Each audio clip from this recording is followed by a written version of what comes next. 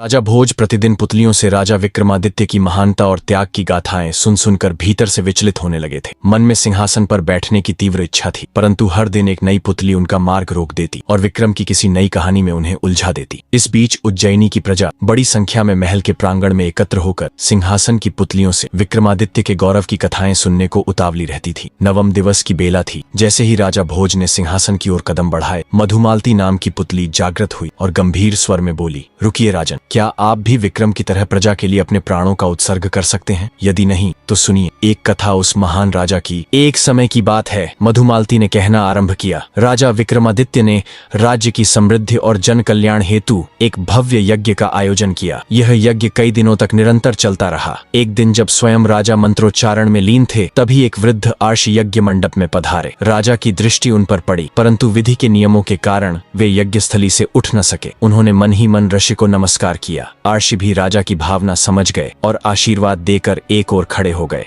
यज्ञ की पूर्णाहुति के पश्चात राजा ने आदर पूर्वक आर्षि से उनके आगमन का कारण पूछा। विक्रम को झांत था कि नगर से कुछ दूर एक वन में आर्षि गुरुकुल चलाते हैं, जहां बालक शिक्षा ग्रहण करते हैं। आर्षि ने कहा, राजन, यज्ञ में विघ्न डालना मेरा उद्देश्य न था, परंतु यह संकट अत्यंत घातक है। 6 बालक जो 8 से 12 वर्ष की वय के हैं, वन में सूखी लकड़ियां बीनने गए थे और वहां 2 राक्षसों ने उन्हें पकड़ लिया। ऋषि की वाणी कांप रही थी। उन्होंने बताया कि राक्षस बालकों को पहाड़ी की ऊंचाई पर ले गए हैं और यह शर्त रखी है कि यदि एक स्वस्थ क्षत्रिय पुरुष स्वेच्छा से माता काली के समक्ष बलि हेतु प्रस्तुत हो, तभी वे बालकों को मुक्त करेंगे। कोई छल या बल यदि हुआ तो वे बालकों को उसी क्षण नीचे गिरा देंगे।